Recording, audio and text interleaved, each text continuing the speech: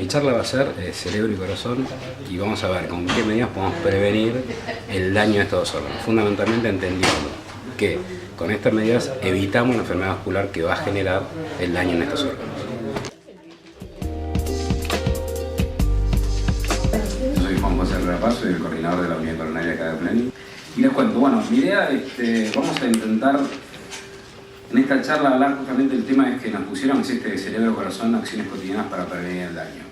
La idea es entender que lo que vamos a intentar prevenir es justamente el daño a estos dos órganos, corazón y cerebro.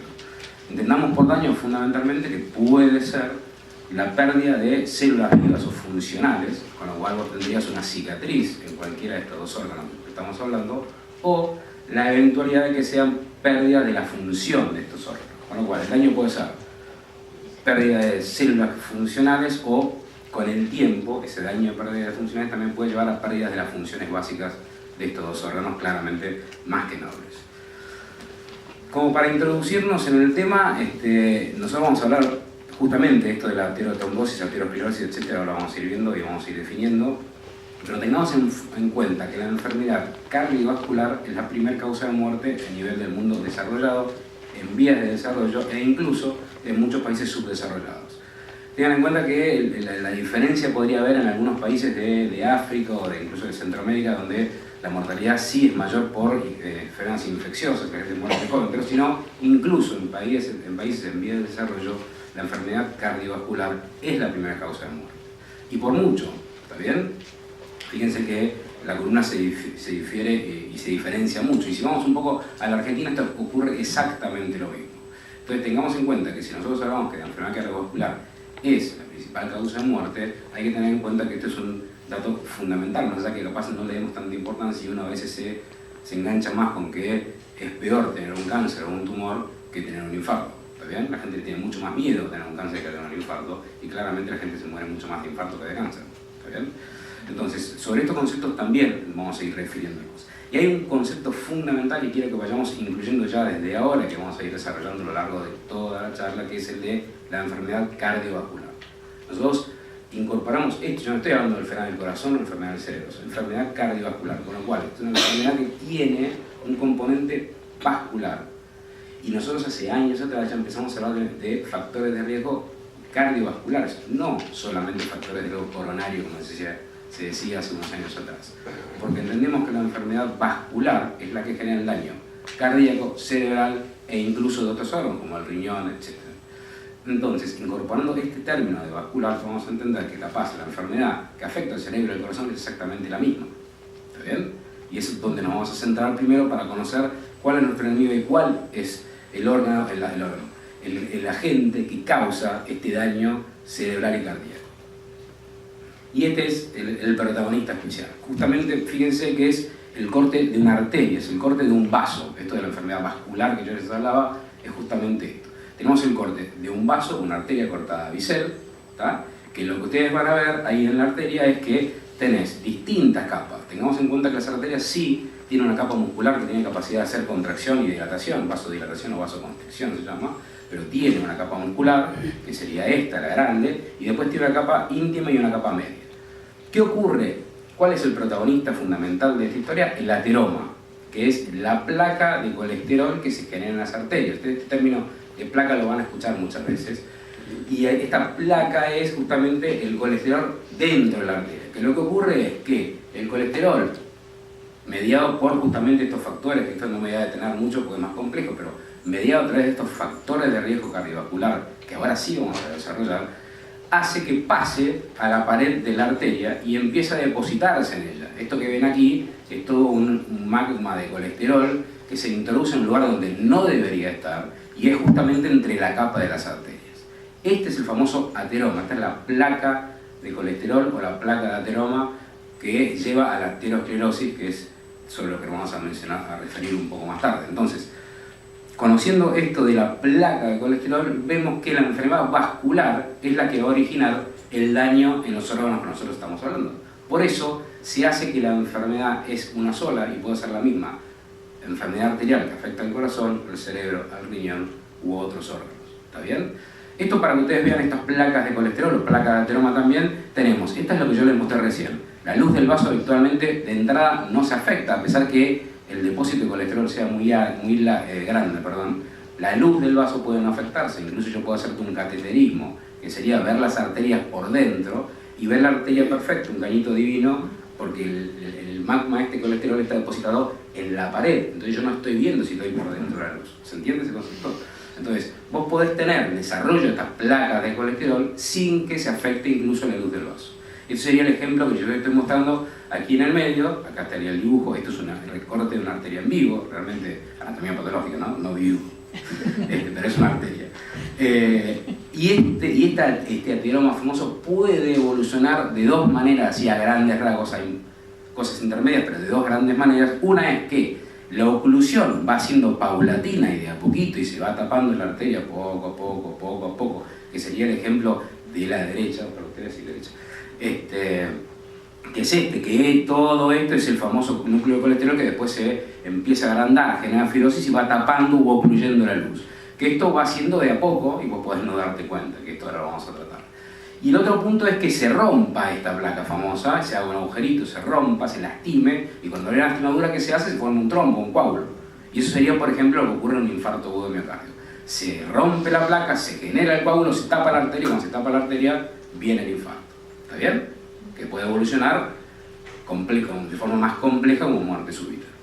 ¿Okay? Entonces, de alguna manera, ese ateroma genera las condiciones para que esa arteria evolucione a la oclusión paulatina o que tenga un accidente de placa, se llama un accidente dentro de la arteria, que sería una ruptura del tejido que hace que se forme un coagulito dentro de la arteria.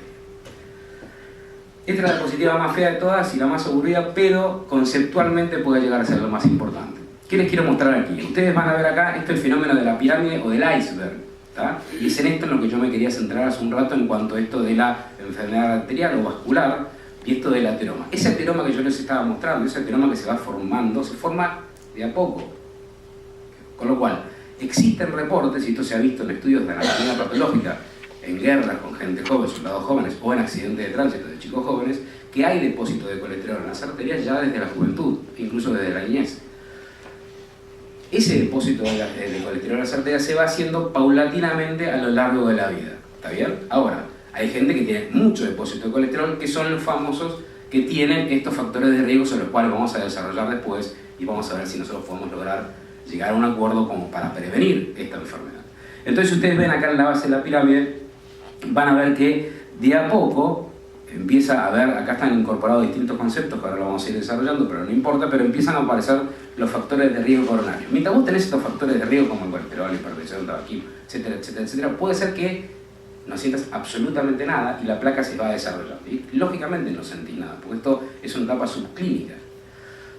Entonces, esto hace que esto sea bastante difícil para el paciente entender de prevenir algo que no te hace sentir nada. Si no tengo dolor, no tengo ninguna molestia, yo voy a decir, pará, tenés que bajar el colesterol, tenés que dejar de fumar, no me hace nada. Y es lógico, y bastante coherente. Bueno, pará, cuando me moleste, ahí arranco y hasta ahora sigo. Si uno entendiera este concepto que yo les había tirado al principio, que vos tenés dentro de tu organismo desarrollando una enfermedad que es mucho más, casi el doble, que tiene casi el doble de mortalidad que el cáncer, capaz uno lo interpretaría de otra manera o tú haría de otra manera. Si yo te dijera que, mira, estás por desarrollar un cáncer, claramente vas a hacer todo lo que sea posible para que no se desarrolle.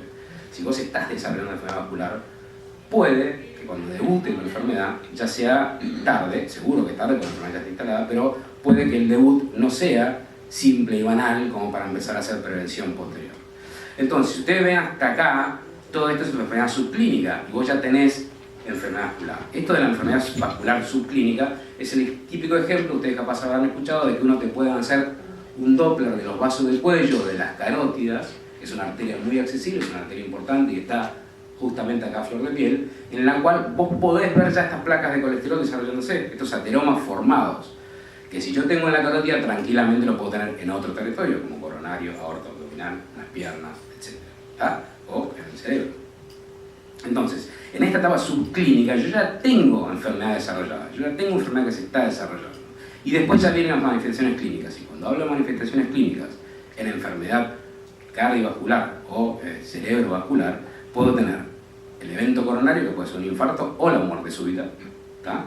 Por eso sobre la muerte súbita no hemos logrado cambiar la incidencia. Sí en el infarto cambiamos el pronóstico, sí en el infarto cambiamos el tratamiento y la evolución ha sido muy buena, porque ese paciente llega a la unidad coronaria para que yo le destape la arteria o le ponga medicación para cambiarle su pronóstico. Pero el tipo que hace la muerte súbita no tiene ninguna alternativa, debuta su enfermedad, esa enfermedad subclínica, ese desarrollo de su placa de colesterol con una ruptura de la placa hace el coágulo que le tapa y eso genera una arritmia que lo mata. Esta semana tuvimos un señor de 40 y pico de años que jugando al fútbol con sus amigos hizo una muerte súbita y no hubo manera de sacarlo. Y eso es dramático y eso sí hace un gran impacto. Pero si ese señor hubiera venido con su infarto y después a los 2 o 3 días está en la casa con la arteria abierta con angioplastia, capaz uno no se preocupa tanto. Igual ese señor ya tiene un daño cardíaco, igual ese señor ya tiene enfermedad coronaria y la mortalidad del señor es mucho mayor que las otras causas como yo hemos visto.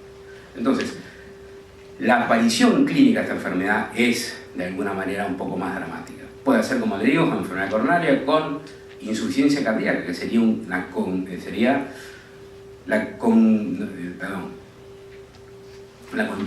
de la enfermedad coronaria. El daño cardíaco generado por la enfermedad coronaria puede después llevar a una falla de la contracción del corazón, que sería la insuficiencia cardíaca, que si quieren después lo discutimos un poco. El accidente cerebrovascular es claramente invalidante, es la principal causa de discapacidad a nivel mundial. Si bien el accidente cerebrovascular aislado no es capaz, no tiene una mortalidad tan alta como la enfermedad cardiovascular coronaria, pero es la principal causa de discapacidad. Y claramente es muy dramático la presentación de este tipo de cuadros. Y después, la insuficiencia renal, o directamente, como dijimos, la punta del iceberg sería la muerte por este tipo de enfermedad. Entonces, hasta ahora vamos viendo qué es lo que genera la enfermedad, que hay una enfermedad que es claramente vascular, que genera el daño en nuestro corazón y en nuestro cerebro, que serían los protagonistas del día de hoy. En el corazón, como ya hablamos un poco, es el infarto de miocardio, la estrella, el síndrome coronario agudo, puede no ser un infarto, que es el dolor de pecho o el preinfarto de la calle, es angina de pecho, pero que también es un síndrome coronario agudo, pero la gran vedette sería el infarto agudo de miocardio, que, como ya dije, estos síndromes coronarios, cualquiera de ellos, pueden después a largo plazo llevarte a la insuficiencia cardíaca, que es esto que habíamos hablado al principio, no solamente el daño cardíaco, sino la pérdida de función de este órgano que es el corazón. ¿Está bien? Que es una gran epidemia porque hemos logrado que los infartos en los pacientes con enfermedad coronaria sobrevivan mucho más que lo que hacían antes. Entonces ahora, ¿qué estamos tratando? La insuficiencia cardíaca, que es todos esos corazones que sufrieron, que empiezan a fallar con el devenir del tiempo. ¿Está bien? Y el otro gran protagonista, que es el daño cerebral, sería el accidente cerebrovascular. Y el accidente cerebrovascular sería, como yo le dije, también el infarto de cerebro fundamentalmente. Después, si quieren, tocamos el tema de que hay hemorrágicos e isquémicos, pero estamos hablando del accidente cerebrovascular isquémico, que sería el mismo del infarto, que se tapan las arterias. ¿Está bien? Esto puede ser por daño de una arteria ya en el cerebro o un daño en una arteria, por ejemplo, carótida, como habíamos hablado, que puede embolizar un pedazo de esa placa de colesterol e impactarse en una arteria en el cerebro y generar ese infarto cerebral. ¿Está bien? Eso sería el daño de tejido, como el infarto de miocardio, el daño del tejido cerebral sería el infarto de cerebro, que es el accidente cerebrovascular. Pero también existe lo otro, que es la pérdida de función del órgano, que es el cerebro, que es lo que ocurre también a largo plazo, con pequeños infartos que dan síntomas, con un hipertenso no tratado que va generando daño vascular cerebral. Y ese daño vascular cerebral genera pérdida de la función. Entonces son esos pacientes que tienen un muy buen pronóstico de vida, que han salvado su coronaria, que han ido bien, pero que no conocen a su hermano. Entonces son pacientes que terminan teniendo o una demencia vascular o un daño cerebral en pérdida de funciones que hace que vos tengas esta disfunción cerebral. ¿Está bien? Entonces yo tengo el infarto coronario, el infarto cardíaco y la insuficiencia cardíaca como pérdida de la función, y en el cerebro, haciendo una equivalencia, el infarto cerebral, que sería el stroke o accidente cerebrovascular, y las pérdidas de funciones cerebrales consecuencia del daño vascular repetido o difuso. ¿Está bien? Bueno, esto sería un poco la introducción. Ahora vamos a entrar en el tema que nos importa, que es cómo prevenimos esto. Entonces, lo que yo les mencioné al principio es que nosotros sabemos que la enfermedad cardiovascular se genera, es lo importante, la amenaza de muerte, acá no veo lo que dice acá abajo, pero les cuento, pero ¿qué podemos hacer para evitarla? Y aquí es donde vamos a empezar a hablar un poco todo para generar la base de lo que vamos a discutir a posteriori. Sepamos que los factores de estos de riesgo cardiovascular, como hablamos al principio, pueden ser modificables o no modificables.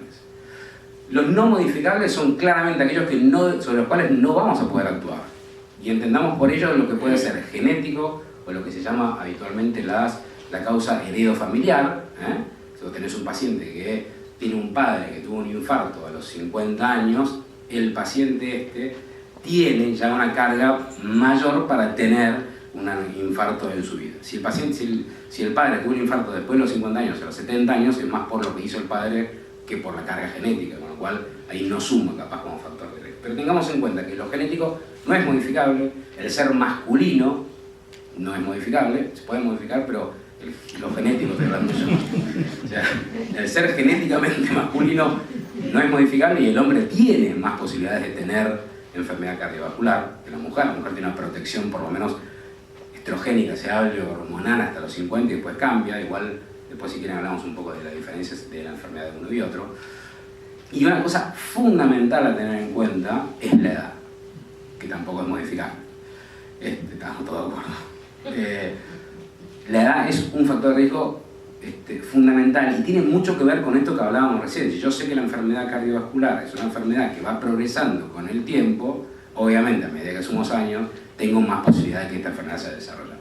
Es una cuestión de lineal. Y uno que dejaría para discutir después, que uno puede considerarlo modificable o no modificable, es el estrés. Y el estrés en un paciente que vive en una ciudad como esta, en el contexto de un trabajo que hace todos los días, en el contexto de la agresión externa permanente, el estrés de ese paciente, el día a día por lo menos es casi siempre el mismo, con altibajos por cosas que se suman a ese estrés diario. Y ese estrés diario uno podría hablar de que no es modificable, salvo que de golpe huelgues todo, te vayas, te hagas monje tibetano y te vas a vivir en una montaña. Pero no es tan fácil, yo por lo menos hasta ahora no lo logré. Así que hay que ver un poco esta posibilidad de si el estrés es un factor de riesgo modificable o no modificable. Eso lo podemos discutir después. Ahora sí, los factores de riesgo modificables son los cuales sí podemos actuar y cambiar, y que pueden cambiar esto que hablamos hace un poco de si puedo modificar a largo plazo la presencia o no de enfermedad cardiovascular. ¿Está? Vamos a ver un poco qué es un factor de riesgo. Un factor de riesgo es algo que podemos medir y que tiene una relación estadística con la enfermedad, con lo cual la presencia de ese factor de riesgo tiene una relación directa estadísticamente con la presencia de la enfermedad vascular. Como ejemplo, esto es un ejemplo del auto que dice que no tiene el mismo riesgo de accidente el paciente, o el señor, mejor dicho en este caso, que está todo el día en la ruta que el que solo viaja los fines de semana largos. Claramente, si yo manejo todos los días en una ruta, obviamente estadísticamente tengo más posibilidades de estrolarme que si manejo un fin de semana cada 4 por año y ahora cada vez menos. Hay más, pero no te alcanza la plata para ir. Y el tema fundamental es que los factores de riesgo son múltiples y aditivos. ¿Qué quiere decir con esto? Que siguiendo con el ejemplo del auto, si yo manejo todos los días en la ruta y aparte manejo borracho y aparte mi auto es un desastre, la posibilidad de que tenga un accidente es exponencialmente más alta. Con lo cual, ¿qué quiere decir? Que si yo tengo un factor de riesgo como la hipertensión y le sumo el colesterol y le sumo la diabetes, obviamente no es lo mismo que tener uno solo. ¿Está bien? Y continuo, ¿qué significa esto? Que no es lo mismo si yo soy hipertenso o no, sino que cuanto más hipertenso sea, es peor. ¿Está claro eso? Con lo cual, no es lo mismo que vos tengas un colesterol de 260 que tengas 320. Claramente, el mismo factor de riesgo, más grave, es peor. El diabético descontrolado, que anda con una hemoglobina glicosilada o un promedio de glucemia de 200, comparado con el que anda con 140, claramente está peor que el otro. Con lo cual, entonces, son aditivos, o sea, yo tengo más de uno es peor, y encima si tengo uno descontrolado o más grave que otro, es peor. ¿Está bien? Entonces, estos factores de riesgo también nos permiten hoy por hoy calcular el riesgo que tiene un paciente de acuerdo a esto que estamos hablando, de estos conceptos, de que si lo sumo o no lo sumo, si tiene más, tiene menos, y si de uno mismo tiene más o tiene menos.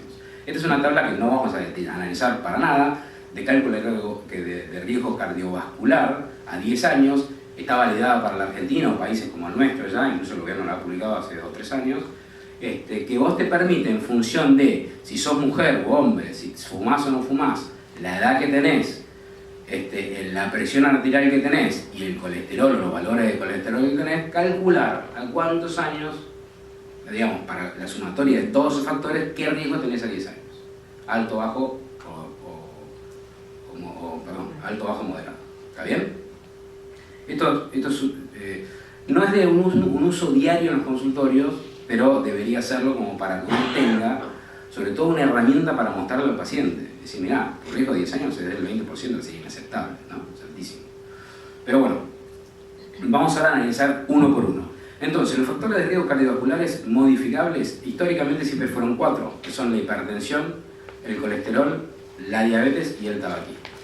Hace unos años atrás se fue aceptando y agregando 2 factores más que son claramente inseparables de lo que veníamos hablando, que son el sobrepeso, que en realidad es más el perímetro abdominal que el sobrepeso, y ahora lo voy a explicar, y el sedentarismo. ¿Está bien? Entonces, hoy por hoy son 6 los factores de riesgo mayores. Hay más, como ustedes podrán saber, el estrés, como lo mencionamos hace un rato, el ácido úrico elevado, etcétera, etcétera, que suman, o pueden sumar, pero en un segundo plano. Estos 6 serían los mayores y los más importantes. Entonces, haciendo 2 preguntas al consultorio, en el consultorio del paciente, vos podés ver qué riesgo tiene con estas medidas. Haciendo 2 preguntas, si fuma o hace ejercicio, 2 mediciones, que son la presión arterial y el perímetro abdominal, que ahora se los voy a mostrar, y 2 valores de laboratorio, que son el colesterol y la glucemia. Estos son los 6 factores, ¿está bien? De a uno o sumados, cada vez es peor. Un tema fundamental, tengamos en cuenta que uno solo alcanza como para generar enfermedad vascular. ¿Tá? La diapositiva no es muy explícita, pero bueno, el tabaquismo sí es todo nada. Vos sos o no sos tabaquista. No es que soy un poquito, soy un menos o más o menos. Sos o no sos tabaquista. ¿Existe un límite o un punto de corte entre si sos, si es más riesgoso a partir de tal número de cigarrillos o no? Hay trabajos que han demostrado que debajo de 5 cigarrillos día tenés menor riesgo que el que fuma más de 5. De todas maneras, el que tiene 5 es tabaquista y tiene mucho más riesgo que el que no fuma. ¿Está bien? Y acá no podemos olvidar, nosotros hablamos de la enfermedad cardiovascular, pero el tabaquismo tiene una incidencia a nivel respiratorio enorme, no solamente en daño funcional del pulmón, que sería el paciente bronquial crónico, o EPOC, como habrán escuchado alguna vez, sino también a nivel de la presencia de cáncer de pulmón e incluso incidencia sobre otro cáncer. Con lo cual el tabaquismo obviamente debería ser todo nada. Esto también así, todo nada es muy fácil decirlo, no es tan fácil hacerlo, porque tengamos en cuenta que el tabaquismo es una adicción y las adicciones no son tan fáciles de manejar. Claramente desde el punto de vista nuestro, el intento, o lo que habría que intentar hacer es que el paciente deje de fumar. ¿Está bien?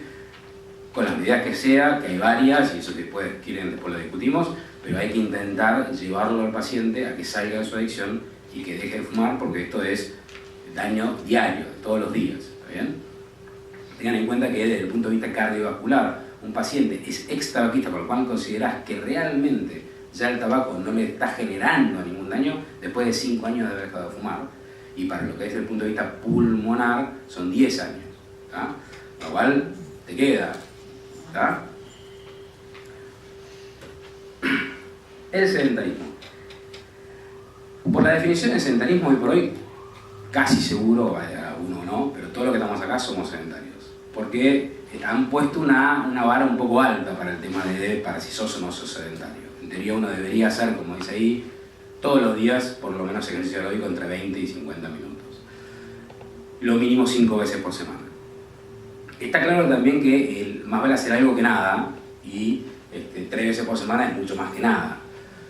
Hasta hace años atrás se hablaba de 3 veces por semana, lo ideal sería que uno pudiera hacer una actividad aeróbica, aunque sea 20, 30 minutos de caminata todos los días, o por lo menos 5 veces por semana. Eso uno debería apuntar.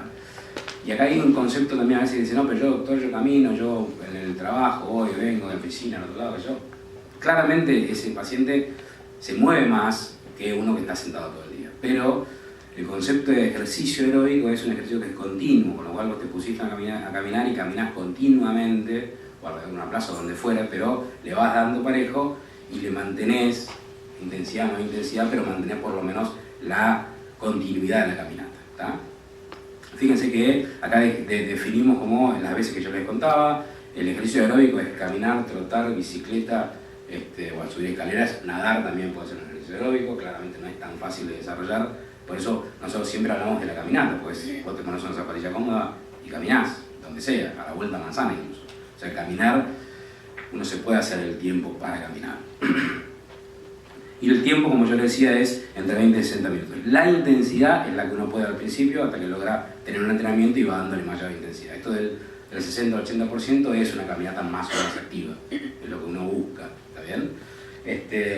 Los beneficios del ejercicio no son solo cardiovasculares, y nosotros estamos hablando de que, sobre todo en una población como la nuestra, una población como la de la Ciudad de Buenos Aires o de ciudades avanzadas, el pronóstico ha mejorado y mucho en cuanto a calidad de vida, en cuanto a pronóstico de vida o sobrevida, mejor dicho. Entonces, ¿qué es lo que tiene que buscar uno? Es calidad de vida para esa sobrevida que hemos mejorado. Entonces, pensemos que no solamente el beneficio en todo lo que es el aparato cardiovascular, sino también en lo que es lo osteomuscular, en la prevención de la osteoporosis, etcétera, etcétera. Claramente hay una diferencia muy grande entre ese paciente que tiene 80 años y se levanta la silla de un salto y aquel que necesita que lo ayuden a agarrarse. ¿Por qué? Porque uno tiene tonicidad muscular y el otro no. Siempre y cuando no haya habido ningún accidente de medio o lo que fuere, pero haciendo un ejemplo burdo, ese sería un poco el ejemplo. Y eso depende mucho de la actividad que vos hayas tenido, de la tonicidad muscular que vos mantenés. Piensen que la hipotrofia muscular se va dando con la edad y es más difícil recuperar el tono muscular, ¿tá? Entonces, la única manera de hacerlo es tenerlo continuamente, ¿tá? Si uno deja de caminar, piensen en el ejemplo de un atleta se lesiona y para volver a recuperar necesita tiempo. Imagínense nosotros con los 60, 70 años, que vos dejás de caminar un año y querés arrancar, claramente cuesta mucho más. Y a medida que crezcas, cada vez te va a costar mucho más, ¿tá? Por eso hay que intentar darle continuidad, en comunidad o no, como quieran. Siguiendo con otros factores, la hipertensión, una diapositiva minimalista, esto acá no tiene mucha discusión. La hipertensión es una enfermedad que es multifactorial, tiene un montón de factores que tienen que ver. Existe la hipertensión que es secundaria a una cosa que porcentualmente es muy baja, pues si quieren lo hablamos, pero la hipertensión arterial es multifactorial. Tiene altísima relación con un factor de riesgo no modificable que es la edad. Eso claramente y epidemiológicamente se habla de que de arriba de los 70 años el 80% de la población va a ser hipertensa, ¿tá? O sea que la incidencia de hipertensión con la edad tiene mucho que ver. Y la hipertensión se define para todos igual, a grandes rasgos. Incluso se esperaba una nueva guía de hipertensión, a ver si los valores los cambiamos, llegamos, porque se ha visto, ustedes lo habrán escuchado, no, ahora la presión normal es más baja, no, ahora es más alta. Vuelve a los valores de siempre. La hipertensión se considera arriba de 139, lo que sería 13.9, como la gente habla de 14, 13, bueno, en realidad son milímetros de mercurio y son 130 milímetros de mercurio o 140 milímetros de mercurio. Entonces, abajo de 14, o sea 139, y abajo de 90 la mínima, o sea 89. Hasta ahí sos no tenso. A partir de ahí para arriba sos hipertenso. Leve, moderado o severo, pero sos hipertenso. Entonces, esas son las metas a las que uno debe apuntar y alcanzar. Porque ese es el otro gran tema. Tenés que alcanzar esas metas. La hipertensión tiene una relación directa y muy asociada con el sobrepeso y el sedentarismo fundamentalmente. De hecho, son las dos medidas higiénico-dietéticas más efectivas para el control de la presión, incluso más que el descenso del consumo de sal. Uno siempre habla del consumo de sal, pero si vos, claramente hay que reducir el consumo de sal, y después hablamos si quieren de eso, pero si vos comparás con el descenso de peso, sobre todo cuando tenés un sobrepeso marcado, y el ejercicio aeróbico, ambas son más efectivas que el descenso del consumo de sal. Por eso es muy importante, y estos dos factores van de la mano, porque son algunas de estas cosas multifactoriales que hablamos. La hipertensión como protagonista en la charla de hoy es la de los factores de riesgo en la que más asociación tiene con el daño cerebral. Con el accidente cerebrovascular, porque tiene mucha asociación con la enfermedad carotidia, que como les mostré en un ejemplo, es una de las causas del accidente cerebrovascular. ¿Y por qué? Porque aparte tiene mucha incidencia en el daño microvascular cerebral. Si uno hiciera una tomografía de cerebro a hipertensos de larga data, así rutinariamente, en muchos de ellos te vas a encontrar que tienen pequeños como lastimaduras o daños o infartitos cerebrales que no han generado ningún síntoma, pero que pueden ser a largo plazo una de las causas de esto que yo decía, que son las pérdidas de las funciones cerebrales, ¿está bien?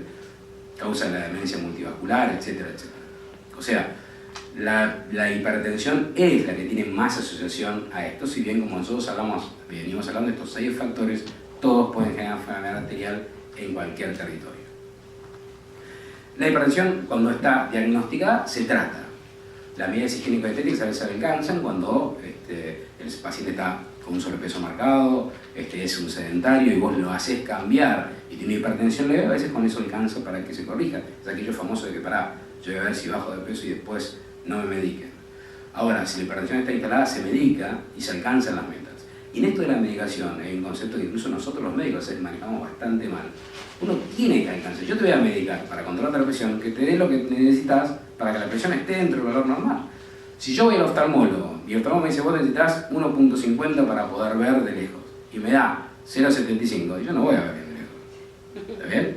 Si yo tengo 160 de presión máxima y me da una dosis de medicación que me lleva a 150, mira, ahí sí estás bien, no estás bien, está generando también. O sea, la panza es como que se infla de adentro hacia afuera, ¿está?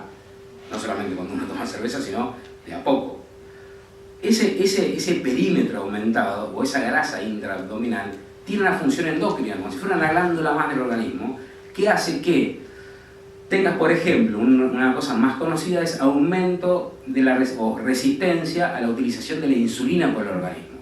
Entonces, vos, por ejemplo, esto que se habla de resistencia a la insulina tiene mucho que ver con el perímetro abdominal. Entonces, un paciente que termina teniendo glucemias elevadas por resistencia a la insulina, y no sería por déficit de insulina, como sería el ejemplo clásico de la diabetes per se. La diabetes en realidad es déficit de la segregación de insulina por el páncreas. Este paciente incluso tiene insulina elevada, pero no la utiliza bien, y tiene muchísimo que ver con esto del sobrepeso.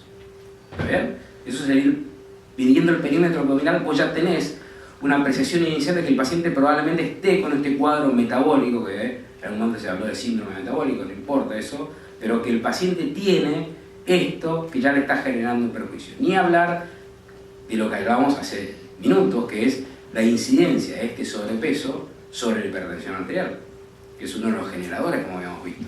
¿Está bien? Y ni hablar de si encima vos ya tenés unos años, tenés de artrosis de rodilla, etcétera, etcétera, que acá volvemos al concepto aquel de calidad de vida. El sobrepeso marcado también empieza a limitarte en tu capacidad funcional y empieza a dañarte tus articulaciones, etcétera, etcétera. ¿Está? Este es un ejemplo, este no soy yo, aunque dice ahí que soy yo, no soy yo soy más peludo.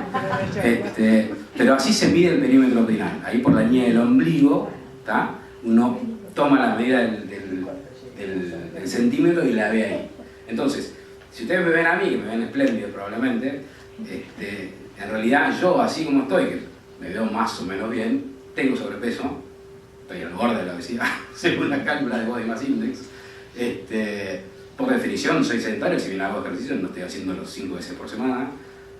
Tengo hipertensión, tengo colesterol alto, con lo cual uno ve un ser humano espléndido como yo, así todo, soy una bomba de tiempo. Entonces uno por fuera puede estar muy bien, pero subclínicamente tiene el desarrollo de una enfermedad aterosclerótica. ¿Ok? Entonces pues tendrías que prevenir todas estas cosas a pesar de verte bien, o a pesar de sentirte bien, porque no estás sintiendo que te puede estar pasando. ¿Ok? Y vamos a los dos últimos factores de riesgo, que serían las dos mediciones de laboratorio, glucemia y colesterol. Y acá hay un tema fundamental con el tema de las mediciones de laboratorio, porque si vos no te lo medís, no sabés que lo tenés alto. Porque también puede ser silente. La diabetes puede ser más sintomática, pero claro, habitualmente, sobre todo al principio, es silente, no da síntomas. Entonces la pregunta es, bueno, ¿cuándo me mido? A grandes rasgos, todo paciente con 40 años debería tener un laboratorio completo, en el cual vos midas glucemia, colesterol, y sobre todo ya uno mide función renal y algunas cosas más, pero por lo menos una medición de esta. Con antecedentes de diabetes, capaz antes, hoy por hoy, ustedes yo me acuerdo, pero a ustedes les tiene que haber pasado lo mismo que a mí. Cuando iban al pediatra, nunca nos medían la presión. Hasta mi generación y generaciones posteriores a la mía, nunca un pediatra medía la presión. Y por eso se hablaba de que no había hipertensos jóvenes, porque tampoco te medían la presión a los 30, hasta los 50, que fuiste al primer médico, nadie te medía la presión. De hecho, mi madre tiene una insuficiencia cardíaca severísima porque le tomaron la presión a los 50 y pico. Y nadie se enteró que le dolía la cabeza todos los días, tomaba un Geniol, el Geniol era, pues estaba hipertensa hasta los dientes, y en vez de medicarle la presión, se tomaba una aspirina. Entonces, claramente ha cambiado el concepto. Hoy los pediatras toman la presión. Hoy nosotros encontramos hipertensos jóvenes que antes salías corriendo a pensar que tenía una enfermedad que genera hipertensión, y igual la buscas, pero no la encontrás. Son hipertensos. Tenés la predisposición a hacerlo. Eso existe, el hipertenso joven existe, la glucemia elevada y sobre todo el colesterol en pacientes jóvenes. Entonces, si vos no lo medís, no lo vas a encontrar nunca. Ha habido algunos cambios, sobre todo, por ejemplo, en deportes puntuales como el rugby, el hockey, sobre todo ni hablar los que son federados, en el cual se ha ampliado un poco los chequeos, para llamarlo de alguna manera, y tiene un análisis de sangre, por ejemplo, cuando interesan a juveniles, 14, 15 años. Pero a los fines prácticos, a grandes rasgos, como yo les planteaba, un paciente de 40 años, sin tener ninguna patología evidente y nada por el estilo, debería tener, por lo menos en ese momento, una evaluación con un clínico, no tiene por qué ser un cardiólogo, de sus factores de riesgo cardiovascular. Porque es el momento de prevenir. De hecho, hoy por hoy, pensando en aquella pirámide que yo les hablaba de evitar la muerte súbita, evitar la enfermedad cardiovascular, se plantea, y ha habido experiencias que ahora les cuento si quieren, en actuar educando a los niños. Yo tengo mellizos que pasan a primer grado y me hablan de la comida saludable, cosa que yo no sé ni qué es todavía, pero ya hablan de eso. Y es la forma de que vos cambies realmente. Uno no cambia un adulto. Es muy difícil que nosotros cambiemos, decir, bueno, ahora no lastro más un lechón, etc. Es difícil. Un chico sí lo puede incorporar como un hábito de vida y una educación. Y realmente después sí obtener un resultado. Hay unos cardiólogos más conocidos en el mundo, se llama Valentín Fuster, que está por ir a Buenos Aires, que desarrollaron un programa en Plaza Sésamo, ¿se acuerdan? No sé si alguna vez lo vieron, es un programa mexicano para niños con unos muñecotes. Bueno, en Plaza Sésamo, incluso hay un muñeco que es el Dr. Fuster, le vienen enseñando a los chicos hace varios años y ahora empiezan a medir los resultados de esos chicos, a ver si les quedó en la cabeza o no, empezando con niños de edad preescolar, educándolos con el tema de las comidas sanas, la fruta, la incorporación de la verdura, etcétera, etcétera, y después, en unos años, podríamos ver qué ocurre en ese contexto.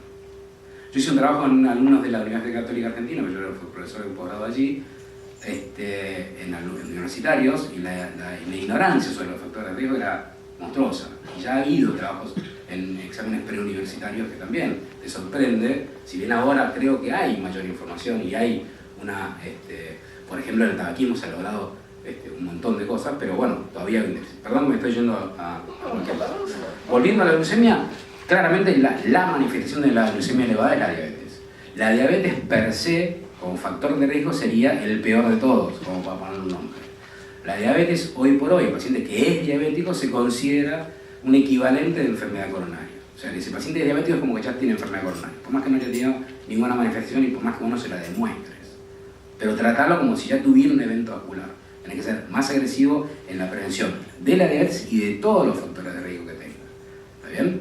La diabetes en sí, tengan en cuenta que aparte, más allá de generar el ateroma que hemos visto, genera daño microvascular, genera daño a nivel renal, genera distintas cosas que es bastante más complejo.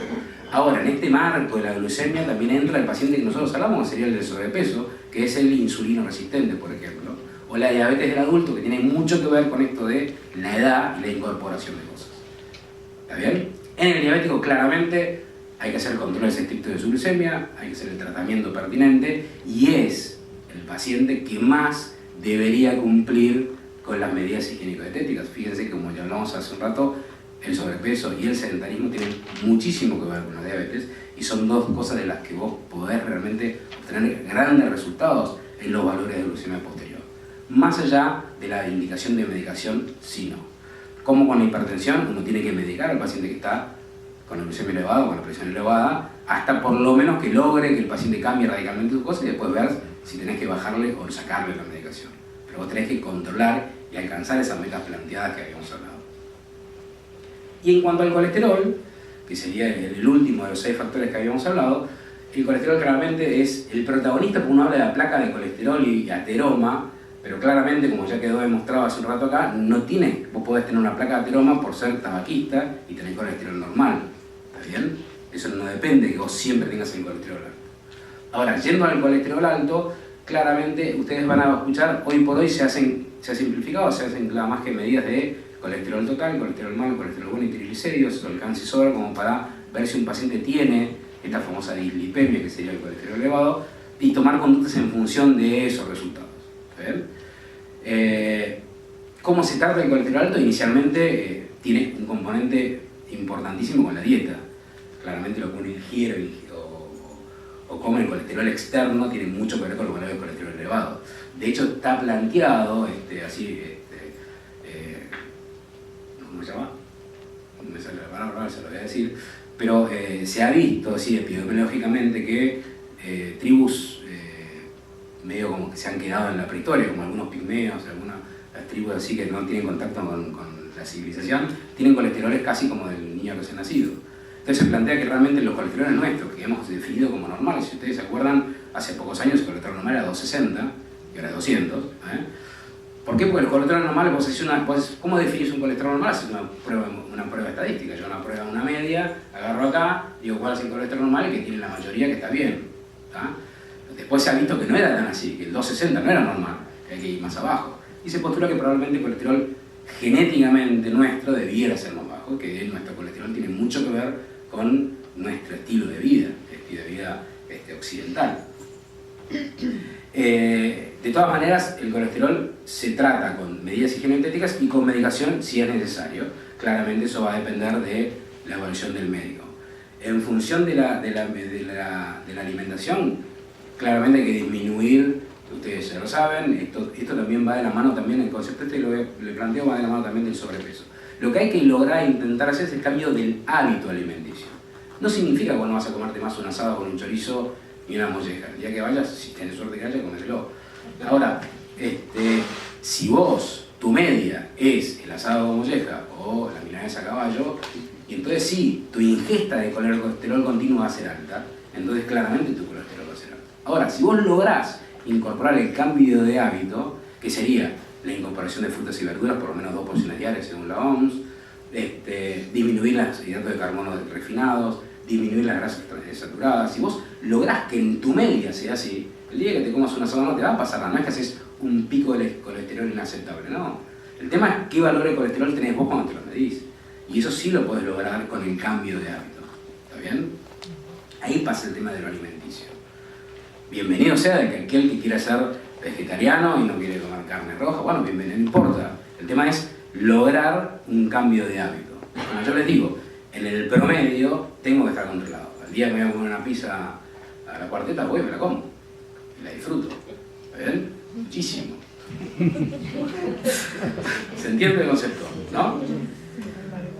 Bueno, entonces para ir cerrando, primera conclusión. Si conocemos los factores de riesgo modificables de la enfermedad cardiovascular y nos decidimos a actuar sobre ellos, podemos reducir en gran medida el riesgo de enfermar, mantener nuestra salud y conservar jóvenes nuestras arterias.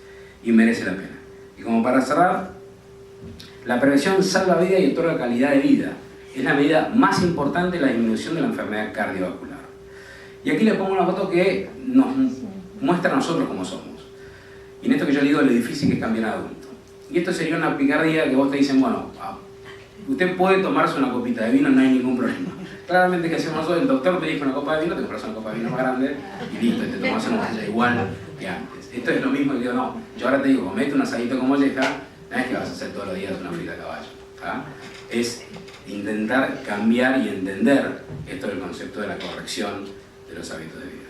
Y crean, fundamentalmente, volviendo a aquella pirámide, que si realmente uno lograra eliminar estos factores de riesgo, por lo menos controlarlos, la enfermedad cardiovascular sí disminuiría, cosa que no hemos logrado que ocurra.